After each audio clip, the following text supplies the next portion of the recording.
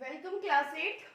Today we will study about the chapter 4 part 2. First हमने पढ़ लिया था नेचुरल वेजिटेशन का.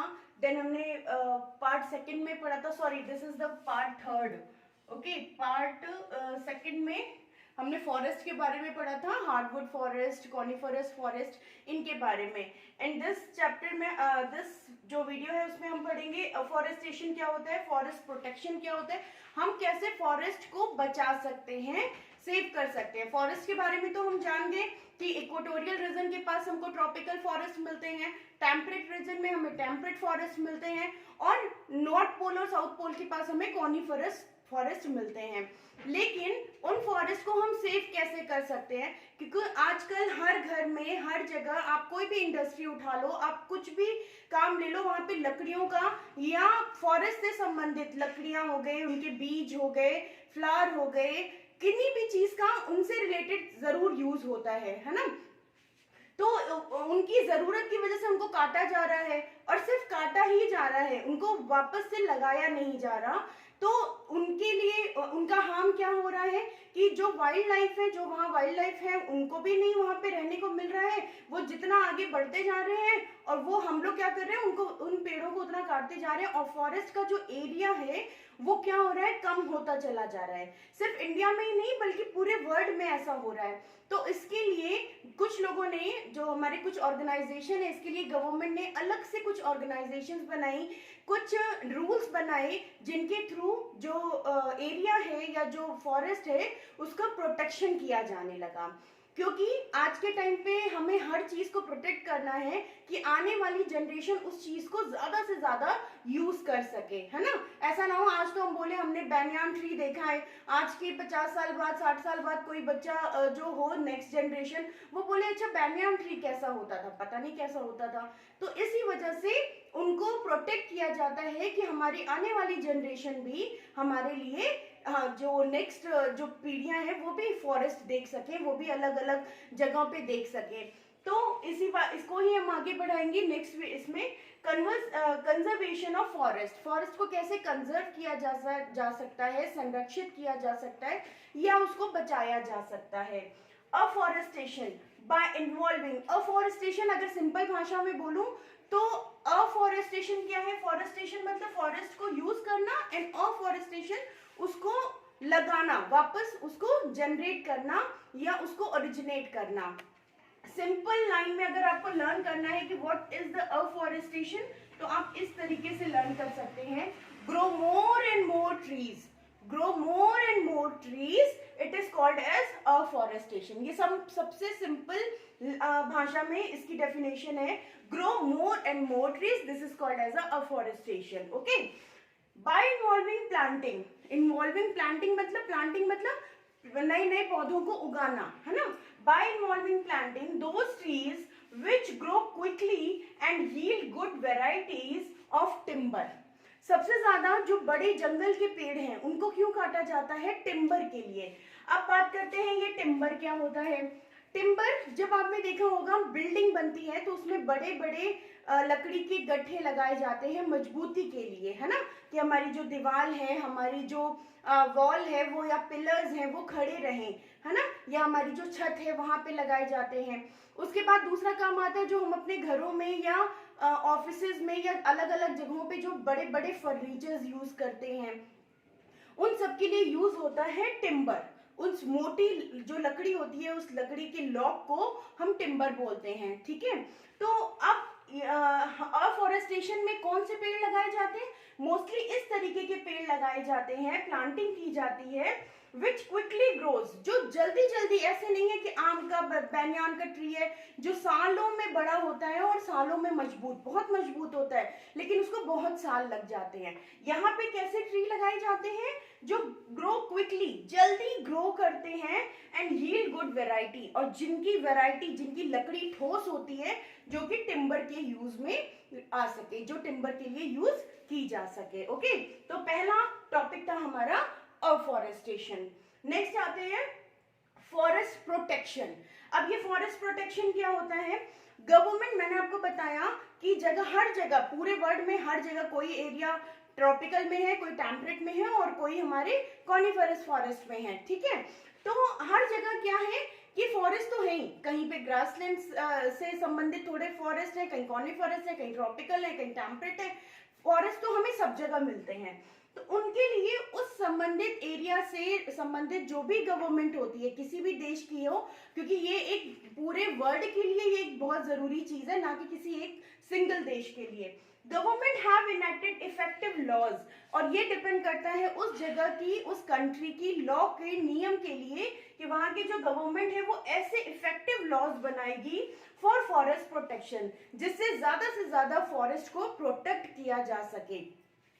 नेक्स्ट है सोशल फॉरेस्ट्री प्रोजेक्ट्स। और सोशल फॉरेस्ट्री प्रोजेक्ट्स क्या होते हैं, ये भी गवर्नमेंट के द्वारा ही लॉन्च किए जाते हैं, जो कि वहाँ के आसपास के लोगों के रहने के लिए, या हम लोग जब घूमने जाते हैं ना फॉरेस्ट में, जंगलों में, जो हमारे सेंचुरीज हैं, है ना, या फिर हमारे वाइल्ड लाइफ सेंचुरीज हैं, वाइल्ड लाइफ पार्क हैं, वहाँ पे जब हम घूमने जाते हैं तो वो हर किसी आम जनता के लिए कुछ रूल्स और रेगुलेशंस होते हैं कि वहाँ जाने वाले लोगों को उनको फॉलो करना होता है। जैसे अगर आप किसी भी सेंचुरी में जाओगे ना, जो वाइल्ड लाइफ सेंचुरी है या फॉरेस्ट है, वहां जाओगे तो वहां आपको बहुत सीधे से मना करते हैं कि जितने भी रैपर्स होते हैं, जितने भी टीन बॉक्सेस होते हैं, जैसे कोका कोला आप पीते हो, पेप्सी पीते हो, या रैपर्स में चिप्स खाते हो, कुछ भी है, उन चिप्स को, उन रैपर्स को पहले तो लेके नहीं जाना है, और अगर आपको लेके जाना है तो उसमें बकायदा टेप किया जाता है, कागज में फोल्ड किया जाता है, और इसमें बहुत बड़ी पेनाल्टी है। अगर आपको किसी भी वहां के फॉरेस्ट ऑफिसर ने देख लिया कि आप रैपर फेंक रहे हो बिस्किट का, चिप्स का, तो वो उस पर आपको पेनल्टी, यहाँ तक कि जेल भी हो सकती है। तो इस तरीके के रूल्स और रेगुलेशंस बनाए जाते हैं जिससे लोग भूल के भी ऐसी कोई गलती ना करें। Social forestry projects. People living near forest have been dependent on the forest for firewood and other products to the villages. और वैसी बात है, जंगलों के पास कौन रहेगा, फॉरेस्ट के पास कौन रहेगा, ऐसे लोग रहेंगे जो उससे यूज करते हो उन चीजों को, है ना। तो जो लोग पीपल लिविंग नियर फॉरेस्ट, जो लोग जंगल के पास रहते हैं, वो लोग क्या करते हैं, जंगल से ही संबंधित चीजों को यूज करते हैं, लकड़ियों का यूज ज्यादा करेंगे, वहां पे उनके पत्तों का यूज ज्यादा करेंगे, है ना। जैसे आपको पता है कि जो तंबाकू होता है ना, वो पत्तियों से बनता है, तो उनकी पत्तियों को इकट्ठा करते हैं और फिर पूरा प्रोसेस करते हैं और उनको फिर पैकेट्स में भर के वो बेचते हैं। माचिस है, मैच बॉक्स, मैच स्टिक्स होती हैं, उनको मैच स्टिक्स की अलग से जो पेड़ होते हैं उनको काटा जाता है, फिर उसमें ऊपर बारूद लगाई जाती है और फिर उनको बेचा जाता है। तो वहां के जो नियर अबाउट जो लोग रहते हैं वो क्या करते हैं, वो वही जंगल से चीजों को यूज करते हैं और फिर उससे पैसे कमाते हैं। तो ये सोशल फॉरेस्ट्री प्रोजेक्ट्स ऐसे ही लोगों के लिए बनाए जाते हैं। और सबसे इजी और जरूरी चीज होती है फायरवुड, कि उनको गैस, इलेक्ट्रिसिटी इतनी नहीं मिलती, तो वो क्या करते हैं, फायरवुड के लिए जो चूल्हा जलाते हैं, या जहाँ ठंडे प्रदेश है वहां पे अपने आप को गर्म रखने के लिए जो यूज करते हैं फायरवुड, वो वुड कहाँ से लाते हैं, फॉरेस्ट से लाते हैं। तो इस तरीके की जो चीजें हैं वो प्रोटेक्ट के लिए बनाई जाती है कि अगर आप यूज कर रहे हैं तो आपको कितनी सीमा के अंदर यूज करना है, और अगर आप यूज कर रहे हो तो आपको प्लांटेशन भी करना पड़ेगा। ठीक है, कुछ बड़े पेड़ों पे या कुछ ऐसे पेड़ों पे जो जल्दी नहीं ग्रो होते, उनमें सरकार अपनी तरफ से कुछ निशान लगा देती है या कुछ नंबर लगा देती है कि इस पेड़ को काटना प्रोहिबिटेड है, इसको कोई नहीं काट सकता। ठीक है, तो ये तो बात हुई कि गवर्नमेंट के द्वारा या हम लोग कैसे फॉरेस्ट को बचा सकते हैं। तो फॉरेस्ट का जो टॉपिक है वो यहीं पे फिनिश होता है, और अब हम स्टार्ट करेंगे अपना ग्रासलैंड का। ठीक है, ग्रासलैंड्स क्या होते हैं, ग्रासलैंड्स अपोजिट होते हैं बिल्कुल फॉरेस्ट के। ओके, हम लोगों ने समझा था, एक बार और यहाँ पे समझ लेते हैं। ये हमारा अर्थ है, ये हमारे ट्रॉपिकल एरिया है ना, ट्रॉपिकल एरिया है, ये हमारे टेम्परेट्स हैं, ये यहाँ पर हमारे क्या है, टेम्परेट्स हैं, और यहाँ पे क्या है, कॉनिफरस है ना, यहाँ पे कॉनिफरस है। तो अब जो हम लोगों ने अभी तक इनके बारे में क्या पढ़ा, फॉरेस्ट के बारे में पढ़ा, और अब हम क्या पढ़ेंगे, ग्रासलैंड्स के बारे में। अगर आप ग्रासलैंड्स क्या होते हैं इनको जानना चाहते हैं तो आप इसके लिए ग्रासलैंड्स, हम लोगों ने पढ़ा था 3 तरीके की नेचुरल वेजिटेशन होती है, फॉरेस्ट, ग्रासलैंड्स, और अभी नेक्स्ट पढ़ेंगे उसको। तो ये हमारी सेकंड है ग्रासलैंड। अब इसके पॉइंट्स को पढ़ते हैं। सबसे पहले कि इट्स फाउंड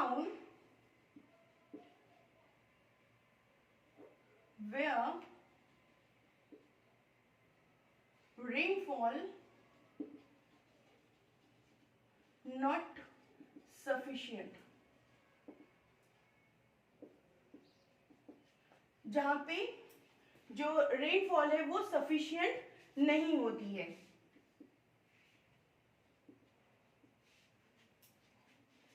ओके, नेक्स्ट है the area where which found, second point है it founts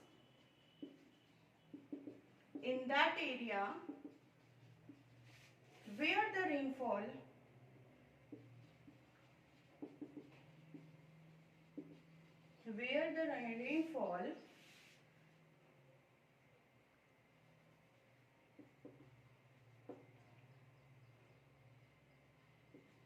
varies from 25th to 75 centimeter. Now third one is above 30% of the earth surface is covered by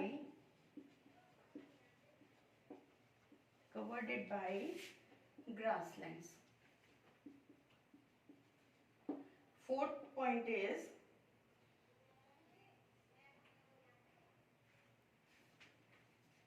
grass changes as we move from the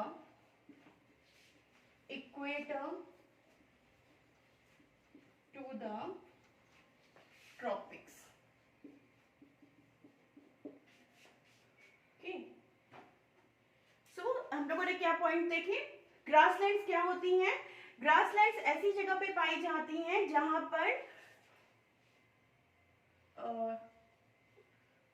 पर rainfall sufficient नहीं होती है, बहुत अच्छी मात्रा में rainfall नहीं होती है, वहां हमें क्या मिलते हैं? वहां हमें ग्रासलैंड्स मिलते हैं। ठीक है, if found in that area where the rainfall varies from 25 to 75 centimetre, यहाँ लगभग पूरे साल में कितनी बारिश होती है?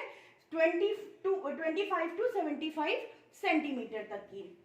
Above 30% of earth surface is covered by grassland, इतना होने के बावजूद लगभग हमारे पूरे अर्थ का 30% जो सरफेस है वो ग्रास से कवर्डेड है। Okay, grass changes we as move from the equator to the tropics, जैसे जैसे हम इक्वेटर से ऊपर की तरफ जाते हैं या नीचे की तरफ जाते हैं पोल्स की तरफ, वैसे वैसे ग्रासेस चेंज होती हैं, उनकी वैरायटीज चेंज होती है, उनकी हाइट्स चेंज होती हैं, बहुत सारे डिफरेंस आते हैं।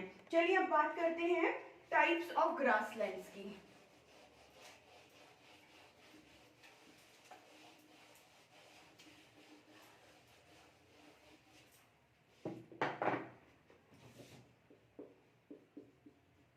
टाइप्स ऑफ ग्रासलैंड्स, कितने तरीके के ग्रासलैंड्स होते हैं? They extend from the equatorial rainforest to the hot deserts. They extended from equatorial rainforest to the hot deserts. ये कैसे बढ़ते हैं?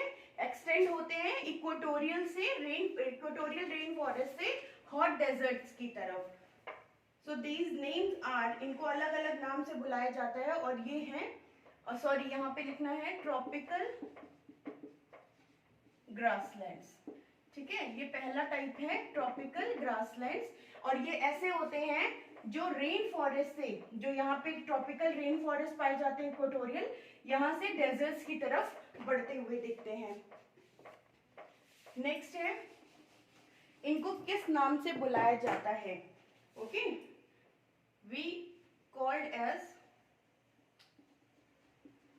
इनको किस नाम से बुलाया जाता है? डिफरेंट नाम्स हैं, जैसे सवानास, लाइनोस, compass, parkland.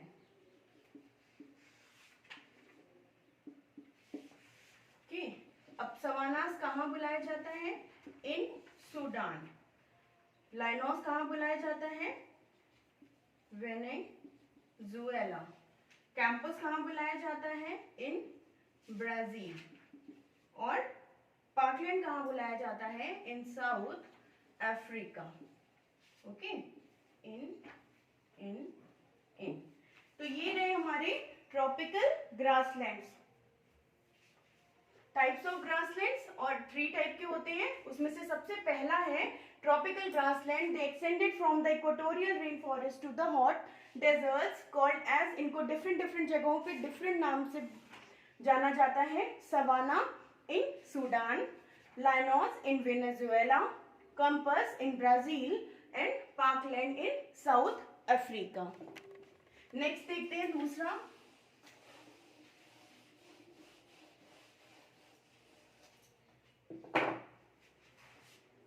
Second, temperate grasslands, है ना। टेम्परेट ग्रासलैंड्स क्या होते हैं? Found in temperate belt. सबसे पहली चीज, फाउंड इन टेम्परेट बेल्ट, है ना। जैसे हम लोगों ने फॉरेस्ट पढ़ा था, तो इक्वेटोरियल, ट्रॉपिकल, टेम्परेट और कॉनिफरस। सेम ऐसे ही ये भी ग्रासलैंड्स भी कहाँ पाए जाते हैं? टेम्परेट में। Next, average rainfall in these areas